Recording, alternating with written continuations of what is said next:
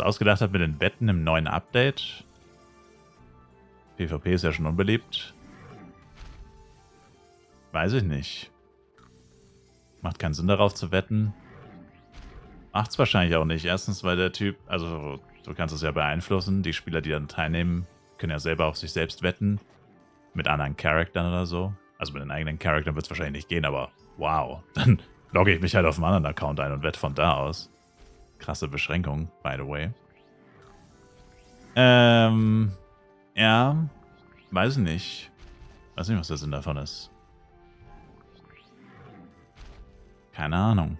Ich könnte mir halt vorstellen, dass sowas ähnliches eine Suggestion war. Vielleicht hat irgendjemand mal eine Suggestion rausgehauen, dass man auf den Guild War wetten sollte, wer den Guild War gewinnt jede Woche oder so. Ich meine, im Guild War würde es schon ein bisschen mehr Sinn machen. Bei den Guild War kannst du echt nicht so einfach beeinflussen. Ich weiß nicht, wie viele Gilden teilnehmen. Ich glaube, Maximum ist 10. Correct me if I'm wrong, aber ich glaube, es sind 10. Und da würde es schon Sinn machen, weil Guild War ist ja free for all eigentlich. Also eine Gilde versus alle anderen Gilden immer. Also eine Gilde gegen alle anderen Gilden, nächste Gilde wieder gegen alle anderen Gilden. Und ich meine, ja, man könnte da auch Bündnisse schließen und so und sich gegenseitig nicht killen. Also 2 Gilden könnten sich irgendwie absprechen, dass sie zusammenarbeiten, damit auf jeden Fall eine von beiden gewinnt oder so.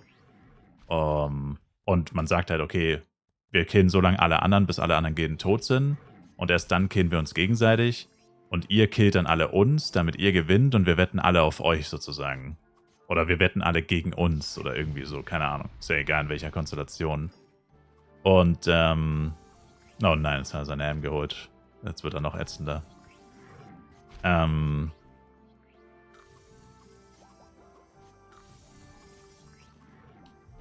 Da wird es aber schon ein bisschen mehr Sinn ergeben, wie gesagt, weil es schon deutlich schwieriger ist. Weil selbst wenn du dich absprichst mit einer anderen Gilde, könnte es ja trotzdem sein, dass eine dritte Gilde so stark ist, dass ihr selbst zu zweit keine Chance gegen die habt.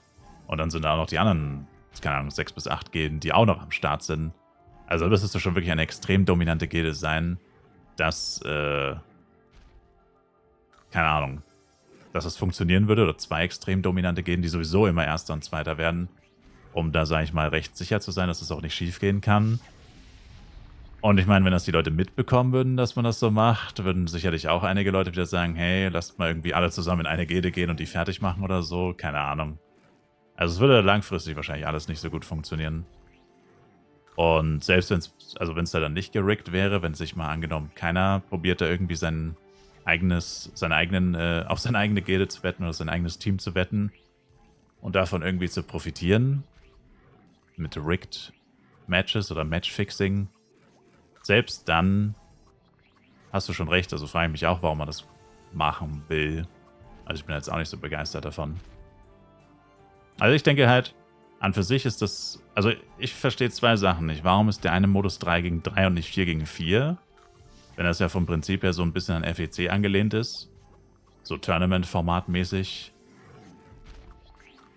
Also ein 1 gegen 1 Modus verstehe ich schon. Sieht man halt einfach dann am Ende jeder Periode, jedes Turniers, was so die stärkste Klasse in dem Zeitraum war. Oder wer einfach der beste Spieler jetzt war von allen, die teilgenommen haben und so, okay. Weil die Klasse wäre natürlich interessanter für die Allgemeinheit. Wäre da so immer, weil wenn immer ein Psykeeper zum Beispiel gewinnt, könnte man sagen, okay, Psykeeper vielleicht stärkster 1v1 im PvP oder so. Irgendwie so. Aber durch diese Wetten sorgst du eigentlich nur dafür, dass man immer hinterfragt, naja, hat der jetzt wirklich gewonnen? Oder hat der andere nicht einfach nur absichtlich verloren, um halt auf sich selbst zu wetten oder so? Oder um halt irgendwie mit den Wetten Kohle zu machen oder so? Das ist halt immer so eine Frage, die man sich dann stellen muss. Also, wenn man dann einsehen kann, wie viel gewettet wurde und man sieht dann, okay, es wurde eh nichts gewettet, dann könnte man natürlich immer noch sagen, na gut, es hat keiner gewettet, also höchstwahrscheinlich wurde es nicht geriggt. Aber ob man das überhaupt nachschauen kann und wer gewettet hat, wäre noch interessant. Weiß ich jetzt nicht.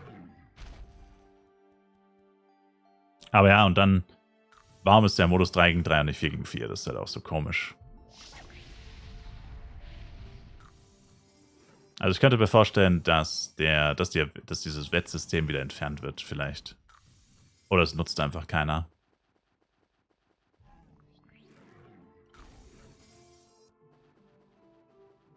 Wäre noch krasser, wenn du dann irgendwann noch auf PvE-Sachen wetten könntest.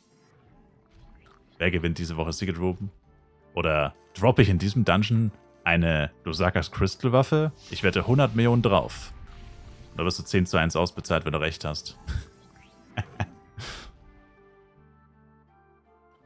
Irgendwie so ein Scheiß. Weiß ich. Braucht man jetzt nicht unbedingt in einem Videospiel, finde ich.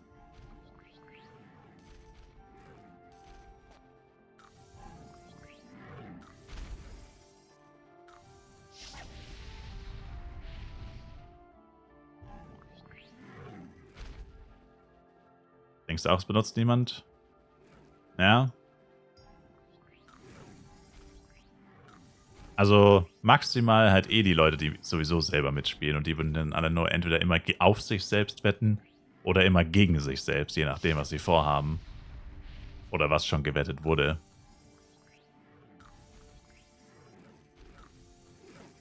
Und das wird dann irgendwann sich rauskristallisieren, dass das jeder macht und dass das dann irgendwie nichts bringt, weil wenn immer nur jeder auf sich selbst oder gegen sich selbst wettet, sieht man das ja dann eigentlich relativ eindeutig an den Quoten. Und dann wird wahrscheinlich keiner dagegen oder wird dann keiner mitwetten. Ja.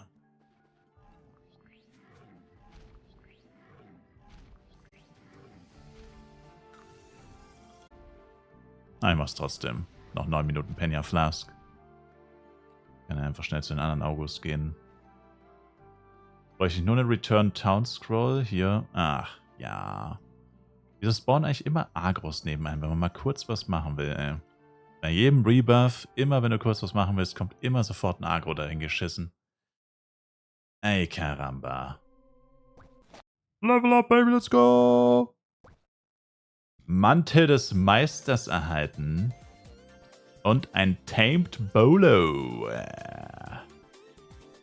Ach du Scheiße, ist der fett.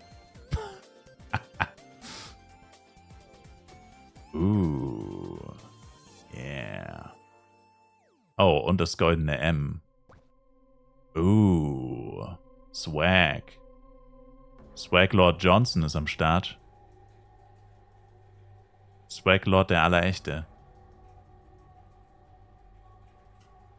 Ja, ist nicht schlecht. Wobei, eigentlich ist es echt bescheuert, weil wisst ihr, was es gibt? Es gibt ja einen Bolo Cloak.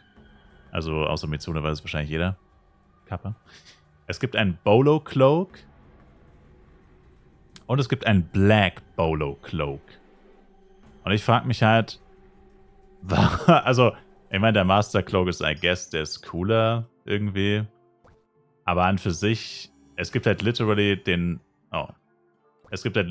passenden Cloak zu dem CS-Pad sozusagen. Und ich frage mich halt, warum haben sie uns den nicht gegeben? Also, wie gesagt, der Master Cloak ist schon an für sich cooler, aber eigentlich ergibt es keinen Sinn. Ach scheiße, meine Chars folgen mir nicht mehr.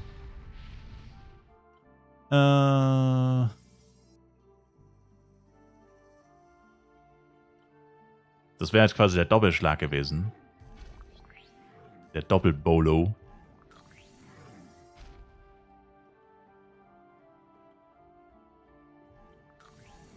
Vor allem das Beste am Black Bolo Cloak ist die Abkürzung. Die Abkürzung von Black Bolo Cloak. C. B. C. Hat hier jemand einen BBC? Ich brauche ganz dringend einen BBC. Hey, hat hier irgendjemand einen BBC? Ich sehne mich nach BBC. Ich hätte wirklich gerne einen BBC. In mir. Ich meine, Cloak. Ich meine den Cloak.